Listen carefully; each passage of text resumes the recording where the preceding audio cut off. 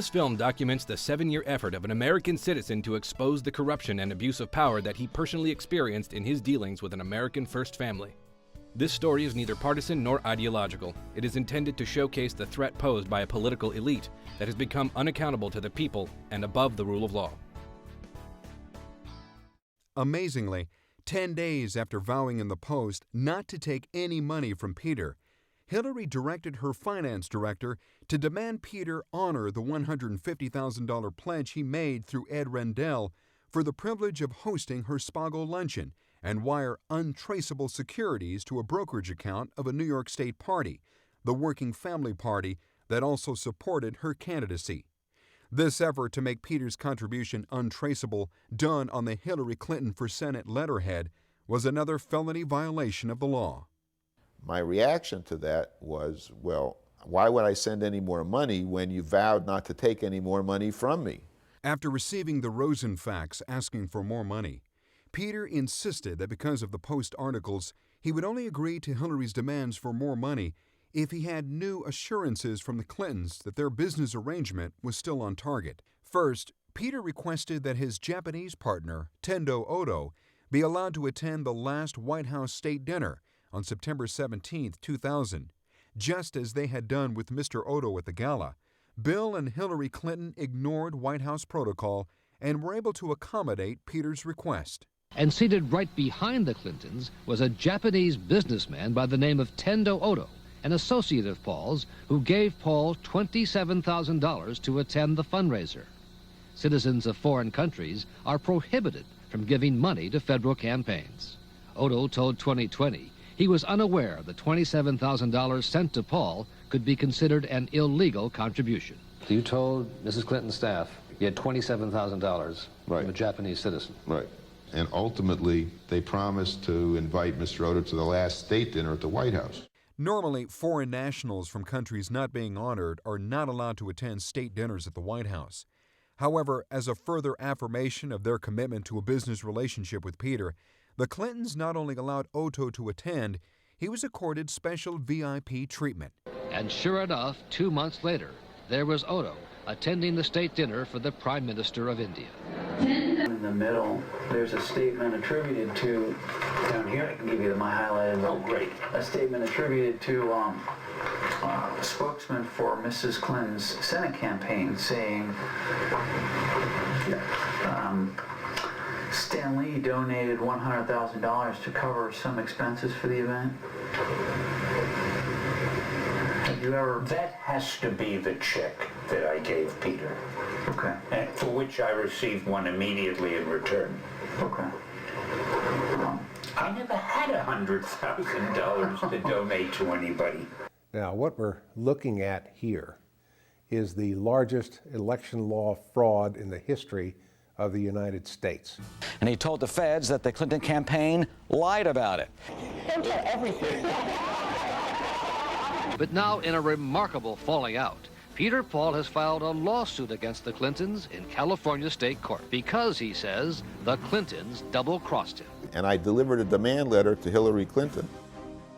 We had filed the civil suit against the Clintons, which detailed all the money that I'd spent with copies of checks and invoices.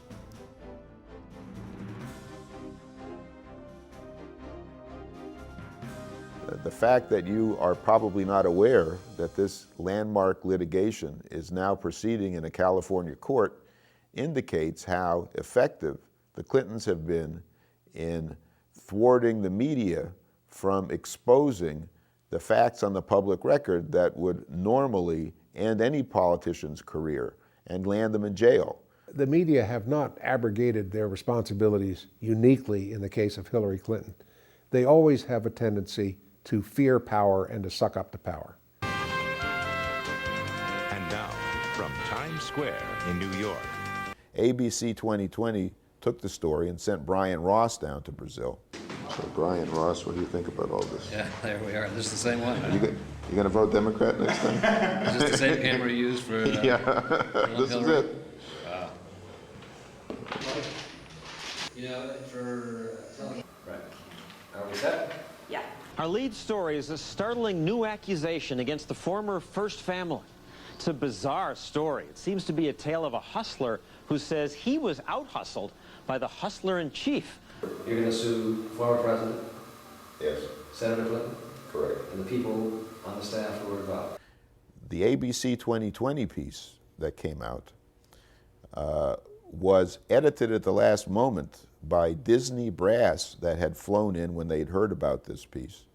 And they took out of it any reference whatsoever to David Rosen, who was the key figure that linked Hillary's campaign with everything that I did. He was the fellow that was working out of my office. And suddenly, his name wasn't anywhere to be found in the piece.